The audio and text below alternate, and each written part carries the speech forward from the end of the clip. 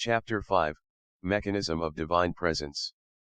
Prior to universal manifestation, there exists the grand universal energy, which is the enclosed essence, the essence of essence, Herhut, Zatul Mutlaq, the unmanifest essence, the most hidden treasure, the unknown essence, the not yes nor otherwise, and the absolute zero. Then the vibratory grand universal energy, Nur Muhammad, the universal disclosed essence, the grand universal energy string, the universal grand spirit, who is the only universal existent being, and the divine manifest essence. The various forms, not material form yet, but metaphysical forms, or the quantum energy, taken by the absolute fundamental energy, are the divine attributes, sifat. What the former quantum energy forms, that is, attributes, taken, is the lower quantum energy and the elementary energy, and what the elementary quantum energy are constantly doing in the universe in various ways, is the divine acts, all. Then the last stage is the holographic output of the former archetypal or blueprint levels, manifested as the lower creatures. The first, second, third, and fourth, are the truth, Herkur Ekal Arba, of the divine presences. The fifth is the material plane, dimension, or world, and it is just an output or projection of the prior archetypal levels, and each divine plane is an archetype and blueprint to the lower plane below it, and they are consistently egg-like in order within one another, respectively. However, Larhut is the essential truth, and Herhut is the most absolute essential truth and reality. In descending order, the second presence is projected or manifested by the first presence, the third presence is projected from the second presence, and the fourth presence is projected from the third presence. Then the fifth presence, which is the last presence, is the holographic output or shadow of the fourth presence. Therefore, the last presence potentially consists all the higher presences within its microcosmic composition, and so, it is the vicegerent or arc of the higher presence, in a lower scale of vibration of the higher presence. Nevertheless, the purpose of our existence in this fifth plane of material existence is to aspire, marha, annihilate, furna, and subsist, verkur, transcendentally, solukan, in perception of the higher presence. One who aspire and completely annihilated and subsisted in all the levels, planes, or presences, and finally in the universal essence, Larhut, has reached the station of the universal human, al-insan al-karmil.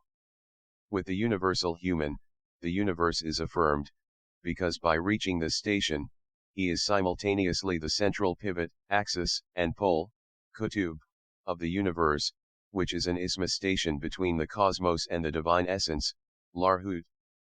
This pivotal station, Makarmal Kutbarniya, is the universal central station that permeates all the cosmic manifestations, as well as their reality, which fetches and receives the vibratory grand energy strings, Rarhma, from the ocean of Larhut, and articulates them into the presence of words, Jabarut.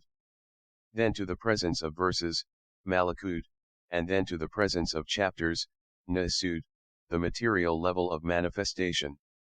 When the universal human passes away from this material world, the one next to him in the universal rank of levels or hierarchies of consciousness, will instantly succeed him. This process is continual, until the annihilation of this world, when there is no more any human consciousness in this hierarchy capable to succeed. Quran chapter 55 verse 26 to 27, Kula man alayhir fan. Meaning, all what is in it, the whole universe, is perished. Waryab Kurwajhu Rabikazul Jalarli wal Ikram.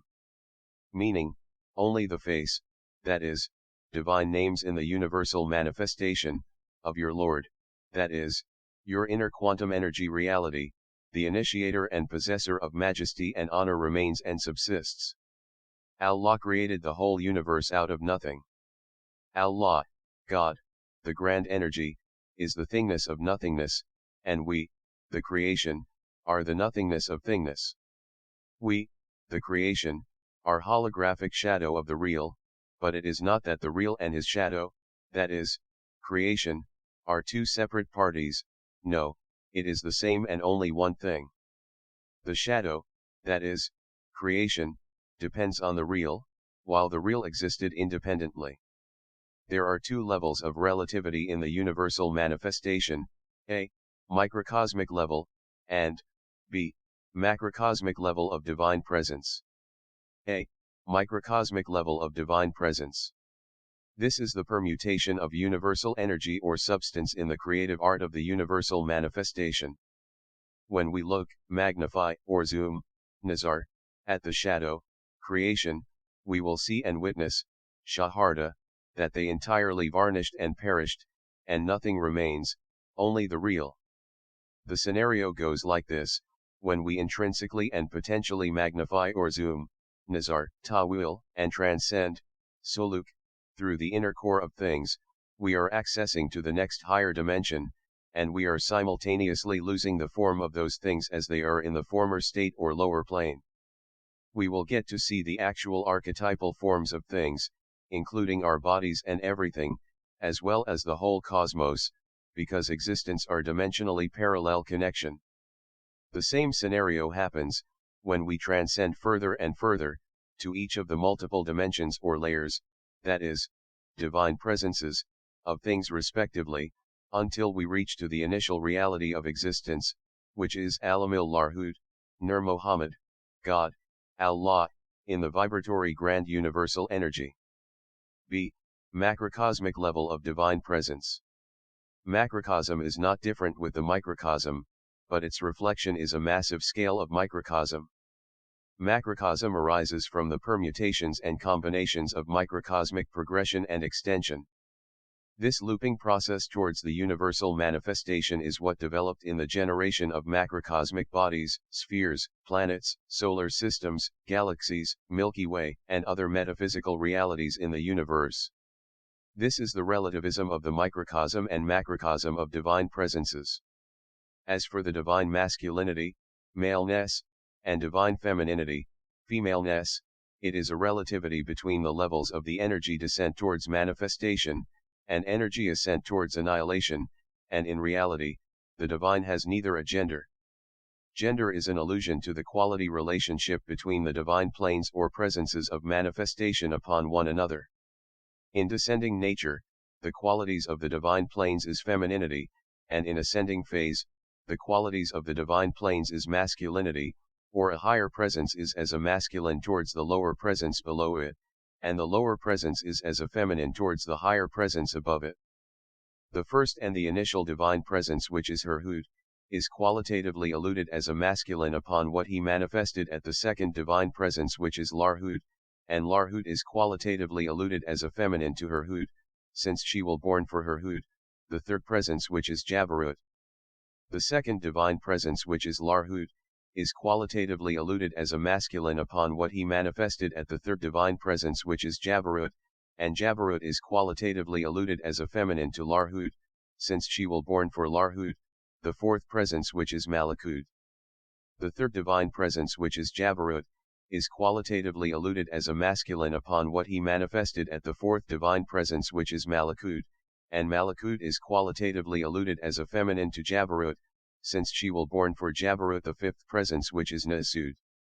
The fourth divine presence, which is Malakut, is qualitatively alluded as a masculine upon what it manifested at fifth divine presence, which is Nasud. Moreover, Nasud is qualitatively alluded as a child to Malakut, since it is what was born for Jabarut by Malakut. Nasud is the lowest presence of divine manifestation, where the material level of Nasud is the final level of divine manifestation. Human being is the last, the product and the aim of divine manifestation that developed through all the prior presence. And Nasud potentially integrated all the level of divine presences. This is why the creatures of Nasud are a loops of permutations and combinations, reflections, models, and approximate representations of the higher divine planes. Marriage is the reflection of energy or divine activities, processes and services of manifestation, and its annihilation. In another term, it is the reflection of divine relativity of masculinity and femininity. This is why in the Mohammedan universal system, an adult male can have a polygamous marriage relationship with the maximum of 4 wives, which are relative reflections of Larhud, Jabarut, Malakut, and Nasud, and the husband himself as a relative reflection of her Hud. Marriage is a relative reflection of divine connectivity. And its opposite is divorce, which is a relative reflection of divine conscious disconnection. The divorce has the maximum of only 3 degrees or levels of disconnection, just as the marriage has 3 degrees or levels for it to be firmly as marriage. The manifestation of the whole universe is the real divine marriage. Nasut is the child, Malakut is the father towards ascent, or Malakut is the mother towards descent. Jabarut is the grandfather towards ascent, or Jabarut is the grandmother towards descent. Larhut is the great-grandfather towards ascent, or Larhut is the great-grandmother towards descent.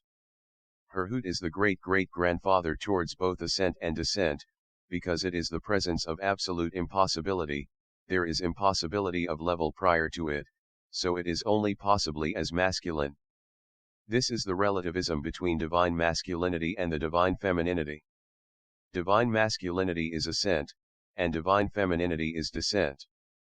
A husband in his bodily material form is an Asud, when he divorce, but egotistical divorce. The first divorce is a relative reflection of disconnection from Malakut. The second divorce is a relative reflection of disconnection from Jabarut.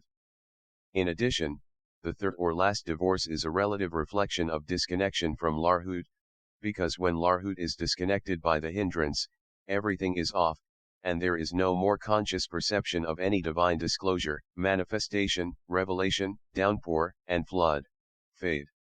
Therefore, living with the 3 oaths repudiated wife, that is divorcee wife, is haram or bid'ah, that is impossible to annihilate and perceive the divine inner reality, due to the absolute electron shield.